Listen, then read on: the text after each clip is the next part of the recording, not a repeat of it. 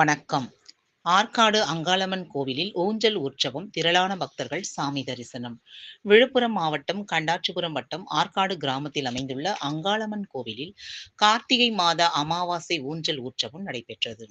இதில் திரளான பக்தர்கள் கலந்து கொண்டு சாமி தரிசனம் செய்தனர். ஆற்காடு கிராமத்தில் உள்ள பிரசித்தி பெற்ற அங்காளம்மன் கோவிலில் மாதந்தோறும் அமாவாசை விழா வெகு விமர்சையாக நடைபெறும். அதன்படி கார்த்திகை மாத அமாவாசை விழாவையொட்டி ஊஞ்சல் உற்சவம் நடைபெற்றது. இதனை முன்னிட்டு அதிகாலையில் கோவில் நடை திறக்கப்பட்டு கருவறையில் உள்ள அம்மனுக்கும் சிவபெருமானுக்கும் பால், தயிர், சந்தனம், மஞ்சள், குங்குமம், விபூதி, இளநீர், பஞ்சாமிர்தம், தேன், பன்னீர் உள்ளிட்ட பல்வேறு வகையான வாசனை திரவிய பொருட்களால் அபிஷேகம் செய்யப்பட்டு சாமிக்கு தங்க கவசம் அணிவிக்கப்பட்டது. அதன் பிறகு உற்சவ அம்மனுக்கு பல வகை பூக்களை கொண்டு அங்காளம்மன் மங்கள கௌரி அலங்காரம் செய்யப்பட்டு கோவில் உட்பிரகாரத்தில் பக்தர்களுக்கு அம்மன் காட்சியளித்தார்.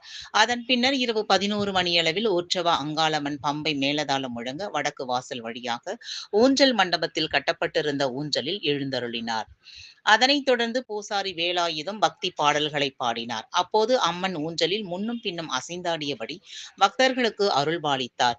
இதை கண்ட பக்தர்கள் ஓம் சக்தி அங்காளம்மா, ஓம் சக்தி அங்காளம்மா என்ற பக்தி கோஷங்களை எழுப்பினர்.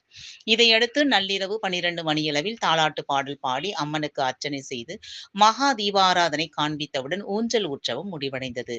அதன் பின்பு அம்மன் உட்பிரகாரத்துக்கு கொண்டு செல்லப்பட்டார். ஐப்பசி மாத அமாவாசை என்பதால் திரளான பக்தர்கள், சுற்றுவட்டார பகுதி பக்தர்கள் மற்றும் பெரும் திரளான பக்தர்கள் கலந்து கொண்டு அம்மனை தரிசனம் செய்தனர். தரிசனம் செய்த பக்தர்கள் அனைவருக்கும் அன்னதானம் வழங்கப்பட்டது. அமாவாசை ஊஞ்சல் விழாவிற்கான விழா ஏற்பாடுகளை கோவில் சாமியார் ஏவிஎம் வேலாயுதம் மற்றும் கிராம பொதுமக்கள் செய்திருந்தனர்.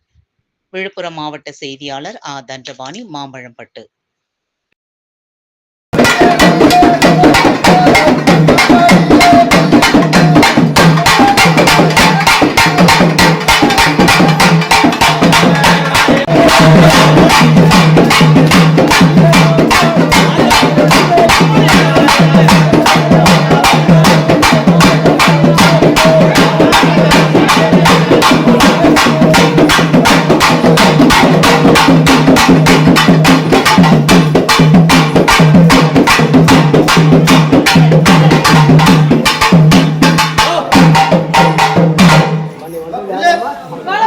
அங்காள பரமேஸ்வரி என்ன சொல்லு ஒரு மேன் நின்னு அதாவது